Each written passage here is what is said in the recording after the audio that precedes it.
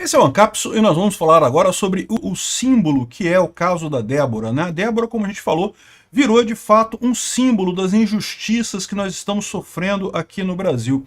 Ele usou a comparação com o caso da Rosa Parks, que foi uma vítima de preconceito lá nos Estados Unidos. Eu acharia melhor ele comparar com os perseguidos na ditadura militar brasileira aqui no Brasil. A gente tem exemplos aqui no Brasil que são tão significativos quanto o da Rosa Parks, mas de qualquer forma, o importante é o que ele colocou, e o vídeo dele viralizou de forma absoluta, chamando o pessoal para o dia 6 de abril agora, a manifestação que vai ter esse domingo lá em São Paulo. Vamos ver esse vídeo aqui. E o mais engraçado é o seguinte: ontem o Felipe Neto quis fazer uma paradinha, né? Tá na cara que é um bait aquele vídeo do Felipe Neto, né?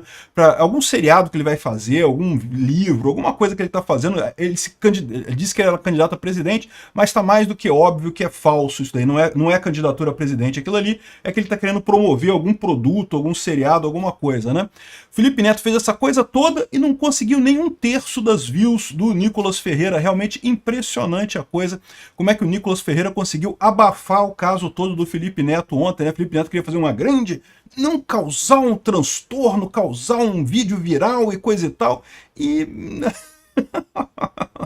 nem um terço, meu amigo. Essa notícia foi sugerida por Mais Liso que Barbeiro do Peter, Nelipe Feto para presidente e várias outras pessoas. Obrigado aí ao pessoal que sugeriu notícias lá no nosso site, no visãolibertaria.com, e obrigado a você que está assistindo o nosso vídeo. Se você gosta do nosso conteúdo, por favor, deixe o seu like, se inscreva aqui no canal, né?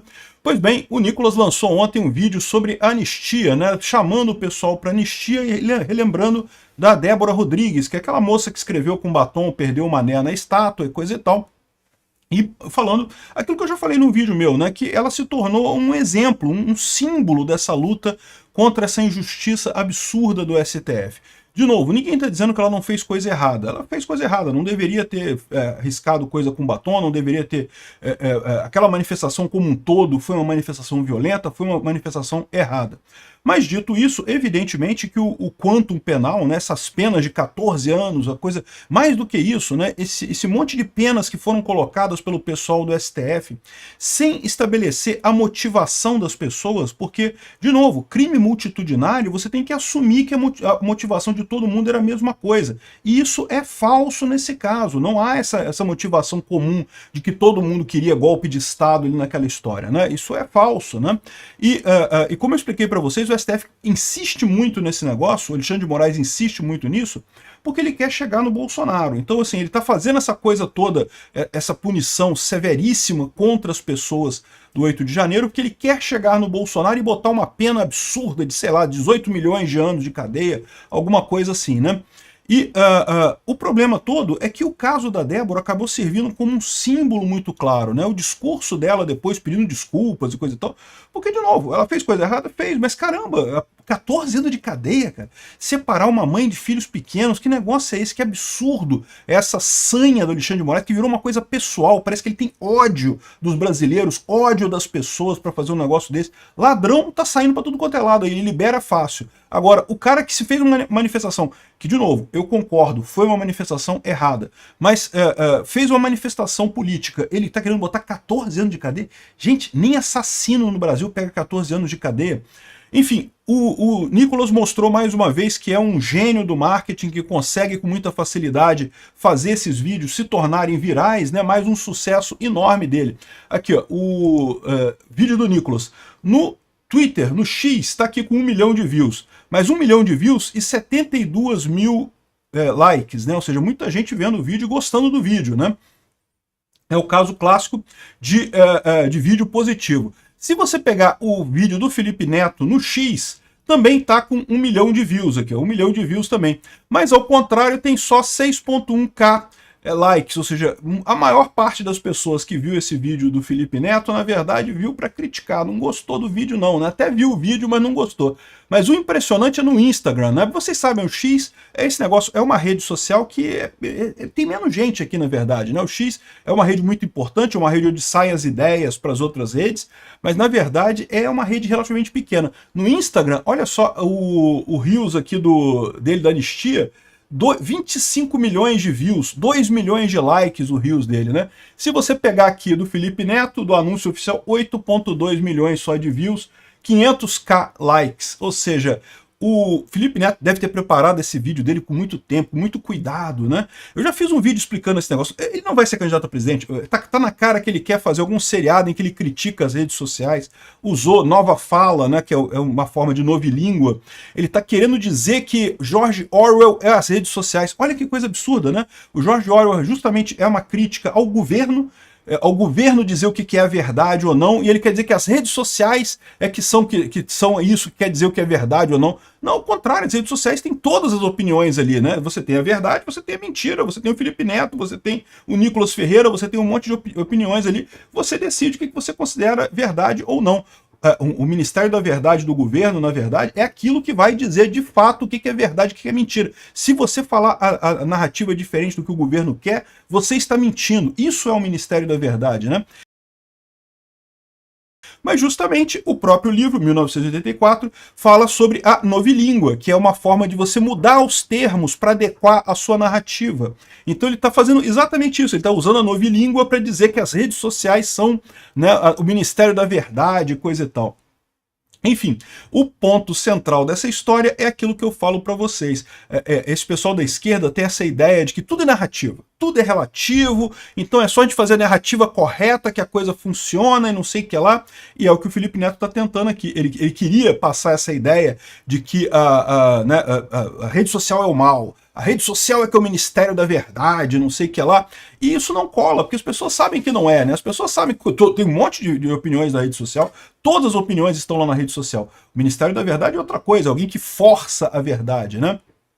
Então, flopou completamente o anúncio dele aqui, 8,2 milhões de views, só ele deve ter preparado isso com muita antecedência, meses de antecedência, planejando vídeo, não, porque eu vou fazer para virar viral e não sei o que lá, só para o Nicolas lançar um vídeo no mesmo dia e ter o triplo de visualizações que o Nelipe Feto, cara, realmente humilhou o Felipe Neto. É o que eu falo para vocês, não tem jeito, cara. A verdade por trás das coisas faz diferença, né? Vamos dar uma olhada no vídeo do Nicolas Ferreira, que é o que interessa, né? Do Felipe Neto eu já até fiz um vídeo sobre isso, mas não tem nada de interessante lá. Vamos ver aqui o vídeo do Nicolas Ferreira, né? Anistia, o que você tem a ver com isso? Eu te explico.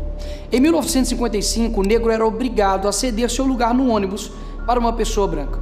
Uma mulher, Rosa Parks, certo dia se negou e foi presa por se recusar a se levantar.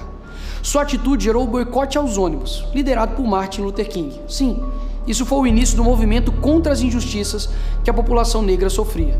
Mas o que isso tem a ver com a anistia, Nicolas?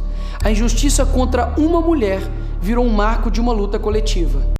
Ou seja, ele está colocando aqui exatamente o que eu já falei no outro vídeo meu, né? Que realmente a Débora Rodrigues, né? A moça lá que escreveu Perdeu o Mané, ela virou um símbolo, e virou um símbolo real. O povo brasileiro abraçou esse símbolo. Eu, particularmente, acho que ele poderia ter usado a morte do Edson Luiz, que foi um estudante que morreu em 68 numa manifestação no Calabouço aqui no Rio de Janeiro. Os militares, na época, mataram Edson Luiz numa manifestação. O cara estava numa manifestação pacífica e foi morto por policiais no Brasil. Isso foi um escândalo na época. O cara virou um símbolo de resistência contra a ditadura. Na minha visão, é uma coisa muito mais equivalente nesse caso, porque é exatamente a situação que a gente está vivendo, né? Um Estado ditatorial, uma ditadura se implantando no Brasil e massacrando quem tem opinião contrária. Não é usando justiça. O STF não está fazendo justiça, o STF está punindo de forma absurda, fazendo um julgamento show sem nenhum sentido contra essas pessoas do 8 de janeiro. Lá foi um ônibus, aqui um batom. Débora, casada, mãe de 2 filhos pequenos. Cabeleireira, condenada a 14 anos de cadeia. Seu crime? Escreveu Perdeu o Mané em uma estátua com um batom. Mas isso você já deve saber. A pergunta que fica é, se ela tivesse escrito Fora Bolsonaro em vez de Perdeu o Mané, Moraes e Dino teriam condenado ela da mesma forma? Uma pessoa que não tem uma imagem dela dentro do Congresso, quebrando nada, nenhuma violência. Esse ponto que ele coloca, eu acho que é muito importante, né? Porque justamente o grande erro nessa história do 8 de janeiro é que o STF está adotando a política do crime multitudinário, está adotando a doutrina do crime multitudinário. E essa doutrina existe, isso realmente tem, mas ela parte do pressuposto que as pessoas tinham a mesma intenção ali. Isso é falso no 8 de janeiro. Muita gente foi ali com o intuito não de dar um golpe de Estado, mas sim de protestar, de se mostrar revoltado com a eleição do Lula, da forma como foi feita a eleição do Lula. E tem motivos para protestar isso sim, houve problemas ali, né? De novo, existiam pessoas no 8 de janeiro que queriam golpe de Estado? Eu tenho certeza que tinha gente ali que queria golpe de Estado sim, um absurdo isso. Mas nem todos, então você não pode aplicar o crime multitudinário, você tem que comprovar o que a pessoa fez e punir ela pelo que ela fez, pelas ações que a pessoa fez. A pessoa que quebrou uma porta tem que pagar pela porta que quebrou, a pessoa que quebrou alguma coisa lá, que fez alguma coisa errada, tem que pagar pelo que fez. A Débora, ela riscou uma estátua. Podia colocar isso como pichação de estátua ou como dano de patrimônio público. As duas coisas, a pena máxima é 1 ano e pouquinho. Então, assim, isso seria justo no caso dela, se houvesse a individualização da pena. Então, o ponto que ele coloca aqui é verdade. Não tem uma imagem dela dentro da coisa. Chega a ser engraçado que quando o Alexandre de Moraes botou aquele vídeo, né, que é o absurdo, ele botou um vídeo de acusação. O juiz colocou um vídeo de acusação que não estava no processo durante um julgamento. Uma coisa que é inconcebível dentro do devido processo legal. Mas aquele vídeo ainda ficou pior para o Alexandre de Moraes, por quê? Porque aquele vídeo não mostrou a Débora em momento algum. A única imagem que tem da Débora é ela escrevendo, perdeu o mané na estátua, não tem ela em lugar nenhum. O Alexandre de Moraes quis dizer, não, porque esse pessoal era muito perigoso, eles foram lá, eles quebraram coisas e coisa e tal. Tá, cadê a Débora? A Débora não aparece no vídeo do Alexandre de Moraes em momento algum. Então, ou seja, essa é a necessidade de você individualizar as penas. Isso não é um privilégio ou uma coisa. Não, isso é parte do devido processo legal. Você não pode ser punido por uma coisa que outras pessoas fizeram, né? E pior, um funcionário da limpeza desfez o golpe de Estado da Débora com água e sabão. Quem gera mais risco à democracia? Uma cabeleireira com um batom ou 15 traficantes soltos pelo STF? A resposta todo mundo já sabe, mas muitos têm medo de responder. E aí está o meu ponto. Quando você trata uma injustiça apenas como um número, você ignora que é uma pessoa, uma família que está sofrendo e que você um dia pode ser vítima da mesma injustiça. Infelizmente, temos muitas outras vítimas. Eliene Amorim, 28 anos, manicure, presa no dia 22 de março de 2023, quase 2 meses depois dos atos do dia 8 de janeiro em São Luís. Motivo da prisão? A acusação que teria participado dos atos de vandalismo em Brasília. Mas até hoje, não foi apresentada nenhuma prova de que ela tenha quebrado algo, invadido prédios ou incentivado qualquer tipo de violência. Duas coisas importantes aqui. De novo, ele insiste no mesmo ponto. E ele tá certo, né? Ou seja, você não tem esse negócio de comparação, de dizer que tá todo mundo a mesma coisa. Não pode. Crime multitudinário só se você tiver a garantia de que a intenção de todo mundo é a mesma. Mas você não tem essa intenção ali. Haviam pessoas que estavam protestando por coisas diferentes. Isso é normal em protesto. Protesto sempre tem pessoas com ideias diferentes sobre o que está sendo protestado ali. Ele traz aqui um outro ponto que eu falei para vocês. Liberar a Débora, o Alexandre de Moraes falou, não, que a gente liberou a Débora para acabar com a pressão para anistia, porque não sei o que lá. Só que, meu amigo, tem dezenas de Déboras, tem dezenas de pessoas sendo acusadas injustamente nesse negócio. Esse processo todo é um absurdo completo, está cheio de erros, está cheio de absurdos. Tem o caso do Clezão que morreu, tem vários outros casos de absurdos dentro deste processo. A Débora é só um que viralizou, que foi para a população em geral. O Nicolas agora está viralizando os outros casos que você tem também nessa mesma situação. Pessoas que estão presas pela ideia do Alexandre de Moraes de que não, se estava lá, estava querendo golpe. Não, isso não é verdade, você tem que demonstrar isso, você tem que provar. A pessoa não precisa provar que ela não fez nada de errado. É a acusação, o Gonê, que deveria provar que ela fez alguma coisa errada, né? Nesse processo, inverteram-se todas as lógicas do direito penal, todas as lógicas do direito criminal, ou seja, simplesmente por quê? Porque não é um processo judicial, é um processo de marketing, é um processo de propaganda, é um processo show. Uma das páginas da denúncia mostra que a única suposta participação atribuída a ela é o fato que teria viajado para Brasília. Só isso. Ela está presa há 2 anos. Giovana, balconista, grávida de 8 meses, chegou a Brasília no fim de tarde do dia 8, entre 17 e 18 horas, ou seja, horas depois da baderna. Foi presa na manhã seguinte, perto do acampamento em frente ao quartel-general. A PGR admite que não há provas de que Giovana tenha participado dos atos. Uma das principais testemunhas, o motorista do ônibus que a levou a Brasília, que poderia comprovar que ela chegou apenas no fim da tarde, quando os atos já tinham ocorrido, não foi autorizada a testemunhar. Adivinha? por ordem do ministro Alexandre de Moraes. Flávio Beltrão, 58 anos, morador de rua, ficou preso por 11 dias na Papuda. Sim, um morador de rua. Como isso é possível? Simples. Já que estava sem emprego, sem abrigo e sem dinheiro, passou a frequentar os acampamentos para conseguir alimentação em um local onde pudesse dormir. No dia seguinte do dia 8, foi preso sem qualquer prova de que tenha participado de depredação, invasão ou organização de qualquer ato ilegal. Após 11 dias preso na Papuda, conseguiu liberdade com tornozeleira eletrônica.